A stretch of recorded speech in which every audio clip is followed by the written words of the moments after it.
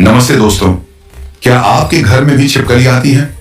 अगर हाँ, तो यह वीडियो आपके लिए है, क्योंकि आज एक छिपकली ने खुद मुझे अपना पूर्वजन्म का भयानक रहस्य बताया। श्री कृष्ण ने नारद जी को जो कथा सुनाई थी, वही आज मैं आपको सुना रहा हूँ।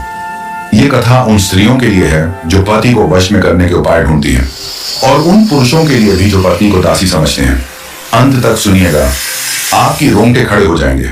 प्राचीन काल में रुक्मांगद नाम के एक धर्मात्मा राजा थे, भगवान विष्णु के परम भक्त। एक दिन वे अपनी रानी मोहिनी के साथ मंदराचल पर्वत पर घूमने गए। घोड़ा छोड़कर दोनों पैदल टहल रहे थे। लौटते समय देखा उनका घोड़ा जोर जोर से जमीन खोद रहा है। राजा दौड़े, देखा तो एक छोटी सी छिपकली घायल होकर तड़प रही थी। घोड़े के खुर ने उसे कुचल दिया था।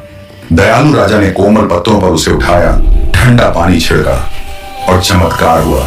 छिपकली होश में आई और अचानक मनुष्य की आवाज में बोल पड़ी, महाराज, आपने मेरी जान बचाई, इसलिए आज मुझे वाणी मिली है। मैं कोई साधारण छिपकली नहीं, मैं अपने पूर्वजन्म के पाप भोग रही हूँ। राजा रानी आश्चर्य में। छिपकली बोली, मेरा नाम था पद्मावती। मैं एक ब्राह्मण की पत्नी थी, बहुत सुंदर थी, लेकिन मेरा पति मुझसे प्रेम नहीं करता था। हमेशा कटु वचन बोलता, दूसरी स्त्री की ओर देखता। मैं अपमान सह सह कर थक गई। एक दिन क्रोध में आकर मैंने फैसला किया, मैं इसे अपने वश में कर लूंगी, चाहे तंत्र मंत्र से ही क्यों न करना पड़े। गांव की औरतों ने बताया, जंगल में एक सिद्ध सन्यासिनी रहती है। पद्मावती गई।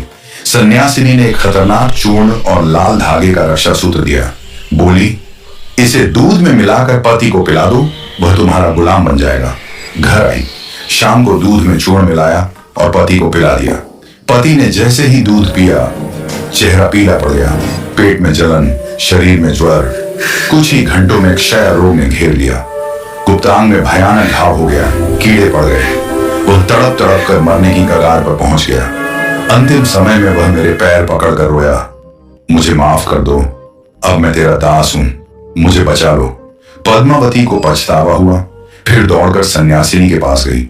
सन्यासिनी ने दूसरी दवा दी, पिलाते ही पति एकदम ठीक हो गया। लेकिन अब पति सचमुच उसके वश में आ गया। पद्मावती का अहंकार जाग गया। उसने बदला लेना शुरू कर दिया। पति को नौकर बना दिया, अपमान करने लगी, घर के सारे काम उनसे करवाने लगी। वह पति जो कभी उसे दासी समझता था, अब सचमुच दास बन गया। कुछ साल बाद पद्मावती की मृत्यु हो गई। मरते ही यमदूत आए। यमराज ने क्रोधित होकर कहा, पति पर वशीकरण किया, छल किया, इसे तपते तांबे के कड़ाह में डालो। हजारों युग तक वह नरक में जलती रही, फिर भी पाप पूरा नहीं कटा, तो अगला जन्म मिला छिपकली का। 10,000 साल से वह छिपकली के रूप में घर घर दीवारों पर